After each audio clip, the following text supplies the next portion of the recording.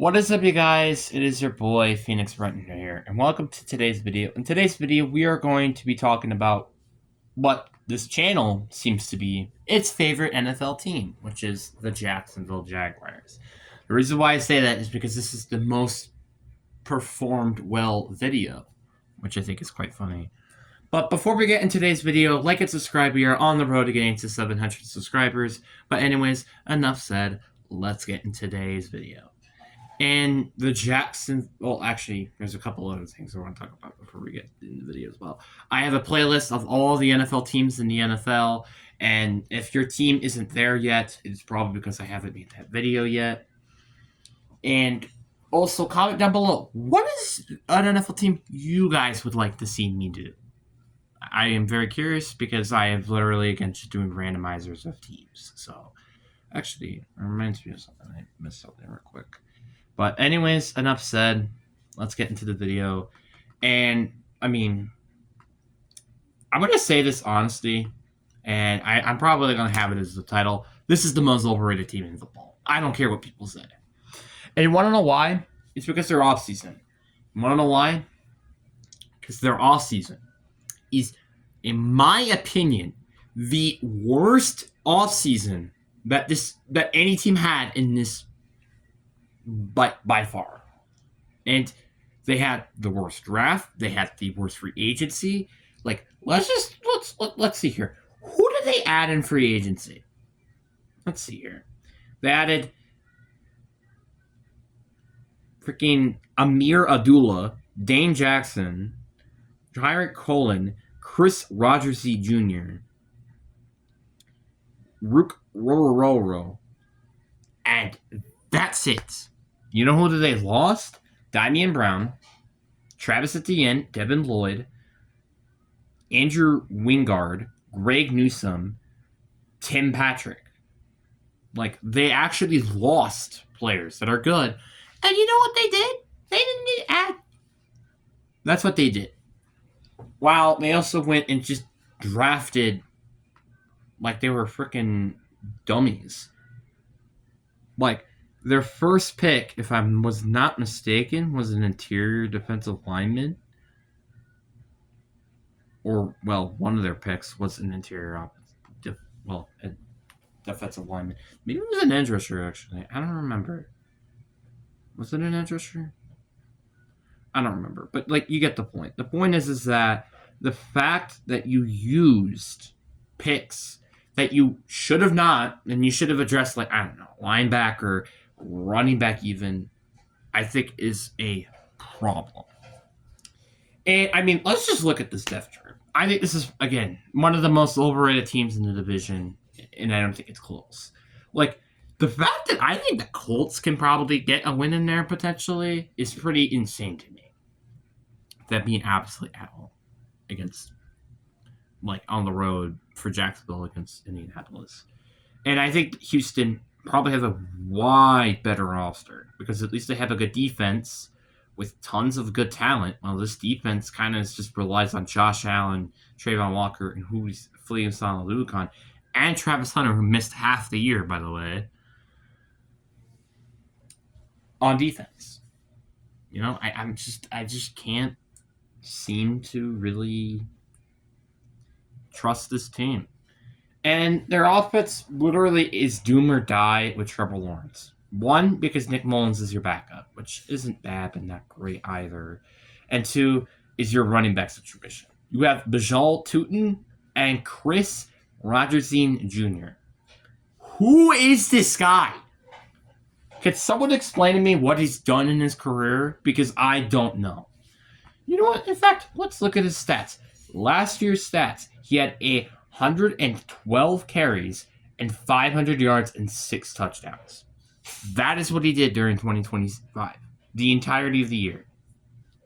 Yeah, maybe that's not ideal. Maybe. But that's just me. And he did not have... Well, actually, never mind. He might not. But still, like, it's just ridiculous to me. I am just kind of speechless that this is your running back situation. Now, Bashad Tootin has a little bit of some potential, but as well, 83 carries, 307 yards, and 5 touchdowns. So you know what they did?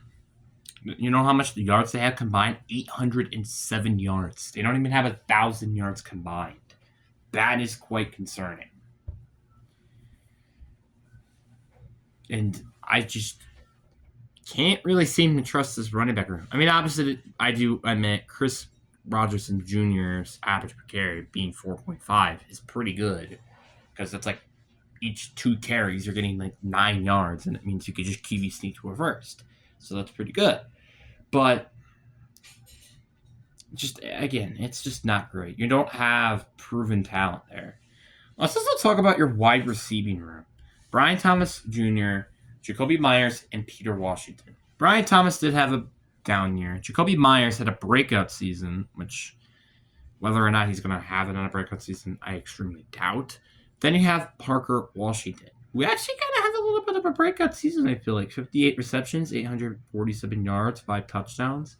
He was 29th in yards, by the way. Tied 51st in receptions, tied 44th in touchdowns, and he was 18th in yards per reception. I mean, not horrible.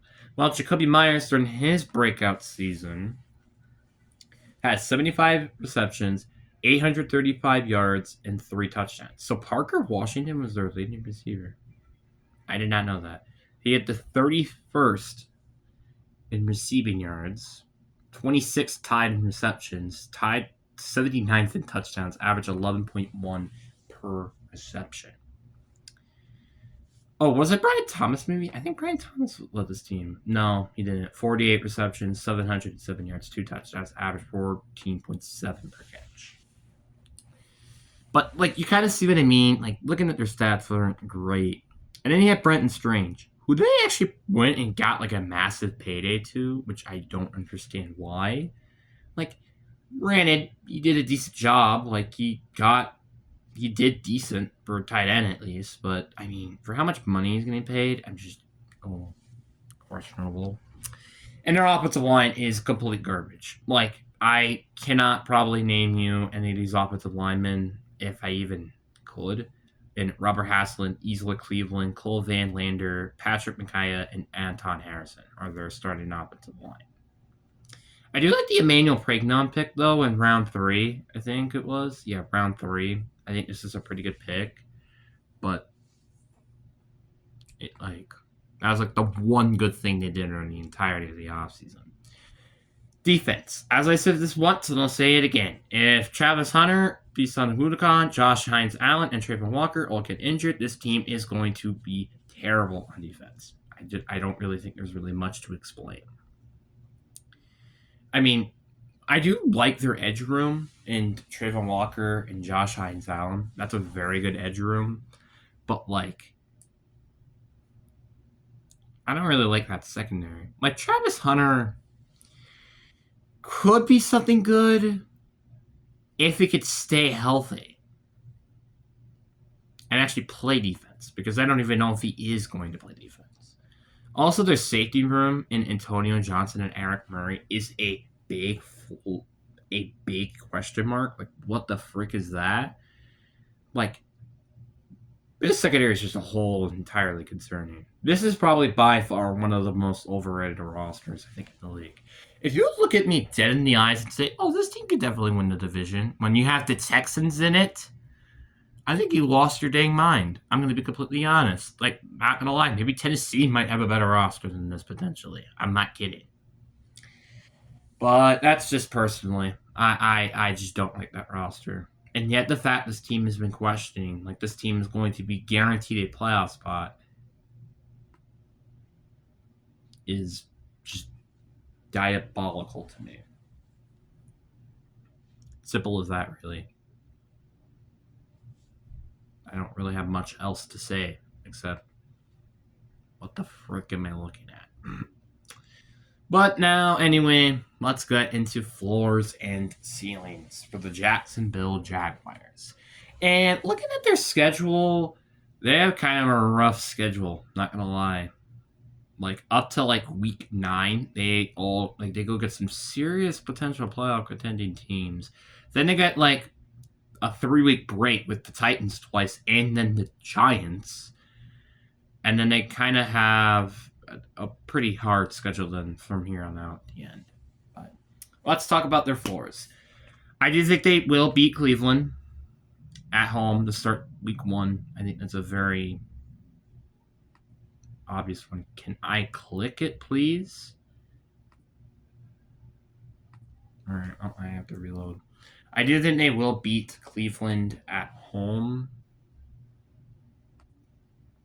But then you'll lose to the Broncos on the road. You will lose to New England at home. You will lose to Cincy on the road. You will lose to Philly at home in London. I say at home in London. That's kind of funny. You will get swept by the Texans. I don't think that's much of a question there. I do think you will beat... I think you'll split the series with the Colts, though. And I even think you'll split the series with the Titans, too. You will beat the Giants on the... No, I don't think you will, actually. Baltimore will beat you as well on the road. Bears will beat you on the road. I think you could get the win at home against Pittsburgh, though.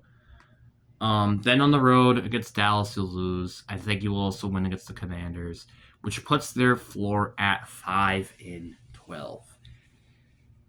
Then let's talk about their ceiling, I guess. I still think week 1 and week 2 will go the exact same. They win, they lose. But I do think it's going to be a little bit of a stunner where I think they do beat New England at home. Then on the road, they will lose. They will beat Philly in London. I also think you will beat Houston in London. And then you'll still beat Indianapolis at home. You will lose to the Ravens, though, on the road. You will sweep the Titans this time. And you will also get the win against the Giants on the road. You still lose to the Bears on the road, in my opinion. The Texans will still beat you at home. I think the Dallas will still beat you at home. But then you swept the Colts as well, putting their ceiling at 11-6. So I just can't see them getting top 12-5 or higher. Like, yeah, this team could potentially win the division if everything goes right for them. But if not, I wouldn't be surprised if this team could potentially even be last place in the division if everything went wrong and the Titans actually showed that they can be good. But that's just me.